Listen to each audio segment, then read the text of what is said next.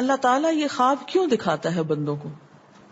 اور یہ ایک ایسا عمل ہے کہ جو انسان جس پہ قابو نہیں پا سکتا، جو انسانی ڈسکوری سے باہر ہے کہ ایسا کیوں ہوا. آپ دیکھیں کہ انسان دو چیزوں کا مجموعہ ہے، ایک اس کا جسم ہے اور ایک اس کی روح ہے. جہاں یہ دونوں آپس میں ایک دوسرے سے موافقت کرتے ہیں، ایک دوسرے کے ساتھ کوآرڈینیٹ کر رہے ہیں، وہاں یہ ایک دوسرے سے کشمکش بھی کرتے ہیں. بعض اوقات جسمانی خواہشات روح پر غالب آ جاتی، بعض اوقات روحانی کیفیات جسم پر غالب آ جاتی.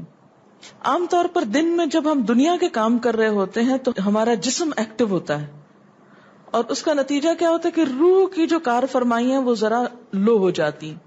رات کو جب ہم سوتے ہیں اور جسم ہمارا بالکل بے حس ہو جاتا ہے تو پھر روح جو ہے وہ ابھر کر آتی ہے، اس کی کار فرمائی بڑھتی ہے، وہ زیادہ ایکٹیو ہو جاتی.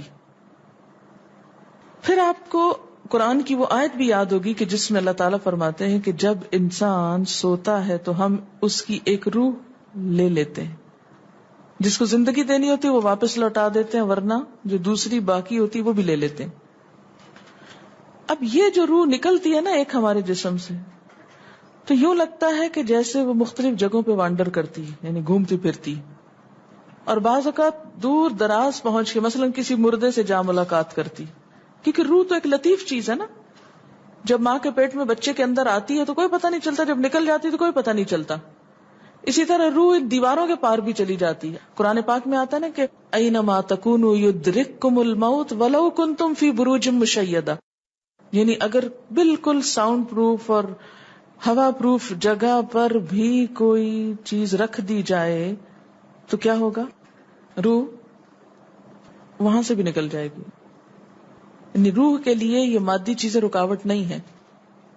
اب آپ دیکھیں جو لوگ مر جاتے ہیں بعض اوقات آپ کی ان سے ملاقات ہوتی اور آپ کو یوں لگتا ہے جیسے آپ ان کو چھو کر آئیں، اور ایسا ممکن ہے کہ وہ جو سوتے وقت ایک روح آپ کی نکلی وہ ٹریول کرتے کرتے اس مقام پہ جا پہنچی جہاں وہ مردہ روح تھی، اور اس نے اس سے جا کر باتیں بھی کی، کچھ میسج بھی لیے، کچھ اور بھی. تو اس سارے کو ہم واضح طور پر نہ جان سکتے ہیں، اس کی حقیقت نہ سمجھ سکتے ہیں، لیکن بعض خوابوں کو انٹرپریٹ کرنے میں یہ چیز آپ کو مدد دے گی کہ ایسا کس طرح پاسبل ہے. آپ اپنے بستر پر لیٹے ہوئے اور روحانی طور پر آپ خواب میں آپ کہیں اور پہنچے ہوئے. بعض اوقات آپ دیکھتے ہیں کہ میت آپ کو کوئی چیز دے رہی ہے، میت رو رہی ہے، میت خوش ہے، آپ اس کو دیکھتے ہیں وہ بڑے باغ میں بیٹھی ہوئی ہے. یہ آپ نے کہاں سے دیکھ لیا؟ آپ تو بستر پہ لیٹے ہوئے تھے. تو وہ جو ایک شعور سوتے وقت نکل جاتا ہے، جسم سے الگ ہو جاتا ہے، وہ ٹریول کر رہا ہوتا ہے ایک طرح سے، اور وہ ایسی جگہوں پر اللہ کے اذن سے ہی پہنچ جاتا ہے اور اس کو وہاں کی معلومات مل جاتی ہیں. اچھا آپ کو یاد ہوگا وہ قصہ جو شہیدوں کا واقعہ میں نے آپ کو سنایا تھا، عراق میں جو صحابہ کرام کی قبروں میں سے ان کو نکال کر دوسری جگہ پر دفن کیا گیا. آپ نے دیکھا کہ مستقل کنٹینیوسلی 3 دن خواب آیا ایک شخص، جب اس نے اگنور کیا تو بادشاہ وقت کو خواب آیا، مفتی اعظم کو خواب ہے، اور مسلسل خواب میں وہ اپنا میسج کنوے کر رہے ہیں کہ ہمیں وہاں سے نکالو، ہماری قبروں میں پانی آ گیا. اور یہ بالکل سچا واقعہ ہوا، دنیا نے جس کا مشاہدہ بھی کیا. تو پھر آپ اس کو کیسے انٹرپریٹ کریں گے؟ وہ شہداء کہاں ملے تھے؟ تو بات یہ ہے کہ جیسے ہماری روح ٹریول کرتی ہے، کہیں ایسی جگہ جا پہنچتی ہے، تو ہو سکتا ہے کہ وہ اس مقام تک جا پہنچی ہو. یہ شہیدوں کی روح تو آزاد ہوتی ہے، ان کو اجازت مل گئی ہو کہ وہ ان لوگوں کی روح سے جا ملے، کیونکہ سجین قید خانے میں تو ہوتی ہے نا وہ روح جس کو مجرم روح جو ہوتی، لیکن جو مومن کی روح ہے، خاص طور پہ شہداء کی روح ہے، تو جنت میں کیا کر رہی ہوتی ہے؟ گھوم پھر رہی ہوتی، کھا پی رہی ہوتی. تو یہ بالکل ایک سچ ہے اور حقیقت ہے کہ بسا اوقات انسان خواب میں ایسے لوگوں سے ملاقات کر کے ان کے حالات کو جان لیتا ہے کہ ان پہ کیا گزر رہی. مثلا ان کو عذاب ہو رہا ہے.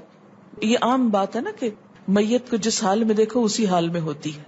یعنی اگر خواب میں دیکھیں کسی نے اپنے والدین کو دیکھا کہ وہ بہت رو رہے ہیں فوت ہونے کے بعد، تو کیا کرنا چاہیے؟ ان کی طرف سے صدقہ دعا کرنی چاہیے. یہ بھی اللہ کی ایک رحمت ہوتی ہے کہ ان کو موقع دے دیا جاتا ہے کہ وہ اپنا میسج کنوے کر دیں. ایک طرح سے وہ اس کے دل کی بات نہیں ہوتی، الا یہ کہ آپ کسی انسان کے بارے میں بہت برا گمان رکھتے ہیں اور آپ اسے دیکھتے ہیں کہ وہ رو رہا ہے یا کچھ، لیکن کئی اور لوگ دیکھتے ہیں کہ وہ ہنس رہا ہے، کھیل رہا ہے. تو اس کا مطلب یہ ہے کہ پھر آپ ان دو کا کنٹرڈکشن کیسے دور کریں گے؟ تو پھر آپ یہ دیکھیں گے کہ جس نے خواب دیکھا ہے اس کا اپنا نظریہ اس شخص کے بارے میں کیا تھا، کیونکہ اس کی اپنی بدگمانی تو نہیں اندر چھپی ہوئی تھی کہ جو سوتے وقت اوپر ابھر آئی اور اس نے وہ روپ اس طرح کا دکھا دیا، پھر وہ حدیث نفس میں آ جائے گی، دل کی بات میں وہ چیز آ جائے گی. ٹھیک. تو نبوت کا جیسے انبیاء علیہم السلام کو کچھ غیب کی خبریں دے دی جاتی تھی، اسی طرح عام انسانوں کو خواب کے ذریعے کچھ غیب کی خبریں دے دی جاتی ہیں. لیکن کسی بھی خواب کے سچا ہونے کی آپ کوئی دلیل نہیں رکھتے. ایز سچ واضح بات یہ نہیں کہہ سکتے کہ میں نے جو خواب دیکھا وہ بالکل سچ ہو جائے گا، یہ آپ دعویٰ نہیں کر سکتے. نبوت کا تو دعویٰ کیا جا سکتا ہے، لیکن آپ اپنے خواب کا دعویٰ نہیں کر سکتے کہ میں نے جو دیکھا ہے وہ بالکل سچ دیکھا. ہو سکتا ہے آپ کو شیطان نے ڈرایا ہو سکتا ہے کہ آپ کے اپنے دل کی سوچیں اور خیالات اس میں آ رہے ہوں، اور خصوصاً اس وقت جب دو متضاد آپ کو خبریں ملیں. مثلاً ایک شخص آپ کے پاس آتا ہے، وہ کہتا ہے کہ میں نے آپ کے بارے میں بہت اچھا خواب دیکھا. دوسرا آتا ہے کہتا ہے کہ میں نے آپ کو اچھے حال میں نہیں دیکھا. اب یہ فرق کس چیز کا ہو گیا؟ اس کے اپنے گمان کا فرق ہے. ایک آپ کے بارے میں گمان اچھا رکھتا ہے، وہ آپ کو اچھا دیکھنا چاہتا ہے لہذا وہ آپ کو اچھا دیکھ رہا ہے، اور دوسرا آپ سے حسد رکھتا ہے اور وہ آپ کو ہر قیمت پہ ختم ہوتے دیکھنا چاہتا ہے. وہ ویسے تو مار نہیں سکتا آپ کو، لہذا خواب میں مار لیتا ہے اور خواب میں آپ کا حال برا دیکھ لیتا ہے. تو وہ خواب دراصل کیا ہوتا ہے؟ اس کی اپنے نفس کی بات ہوتی ہے. اسی طرح بعض لوگ جو جھوٹ سے بچتے ہیں، دھوکے سے بچتے ہیں، جن کے اندر منافقت نہیں ہوتی، جن کے دل بالکل صاف ہوتے ہیں، ان کو بھی بعض اوقات ایسے خواب آتے ہیں کہ جو بالکل واضح حقیقت ایک طرح سے نظر آ جاتی. لیکن کوئی شخص یہ خود سے دعویٰ نہیں کر سکتا کہ جو میں نے دیکھا ہے وہ میرے دل کی بات نہیں اور وہ بالکل بڑی سچائی ہے، جب تک کہ وہ چیز عملاً سامنے نہ آ جائے. آپ صلی اللہ علیہ وسلم نے فرمایا، اچھا خواب اللہ کی طرف سے ہے اور برا شیطان کی طرف سے. یعنی اگر آپ کسی کو برا دیکھ رہے ہیں یا کسی کی برائی دیکھ رہے ہیں تو وہ دراصل کیا ہے؟ شیطان ہے آپ کے اندر، جو آپ کو اس شخص کے خلاف یا کسی خاص واقعے کے خلاف بھڑکا رہا ہے، اور آپ اپنی تسلی کر لیتے ہیں خواب کے ذریعے. فرمایا پس جب کوئی شخص پسندیدہ خواب دیکھے تو اسے صرف اس شخص سے بیان کرے جس سے محبت اور اعتقاد ہے. یہ میرا مشورہ نہیں، نبی صلی اللہ علیہ وسلم کا ہے آپ سب کے لیے. بخاری اور مسلم کی روایت ہے کہ جب کوئی اچھا خواب آپ دیکھیں تو کیا کریں؟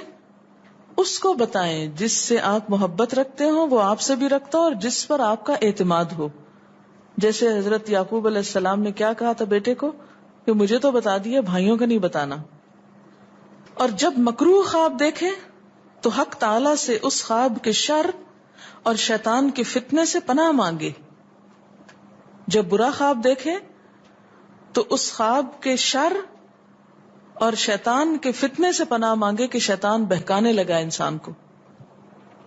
اچھا آپ دیکھیں کہ بعض اوقات یہ ہوتا ہے کہ جسے ہمارا کسی سے اختلاف ہوا ہے، عقیدے میں، گھر کے جھگڑے میں، کسی ذاتی اس میں، تو ہم کمزور ہوتے ہیں، مجبور ہوتے ہیں، اس کو کچھ کہہ نہیں سکتے. تو پھر ہم بعض اوقات اپنی تسکین کیسے کرتے ہیں؟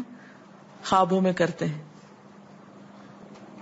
مثلاً ایک لڑکا کسی سے شادی کرنا چاہتا ہے اور وہ کر نہیں پاتا، اس کو وہ رشتہ مل نہیں رہا، تو وہ خواب میں دیکھتا ہے کہ اس کی شادی اس سے ہو گئی ہے، اس لڑکی سے.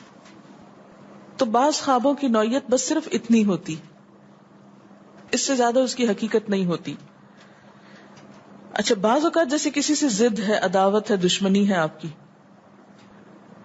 اب آپ اس کو خواب میں برا دیکھ رہے ہیں، اس کی برائی دیکھ رہے ہیں، تو یہ دراصل کیا ہے؟ شیطان کا شر ہے جو آپ پہ غالب آ گیا ہے.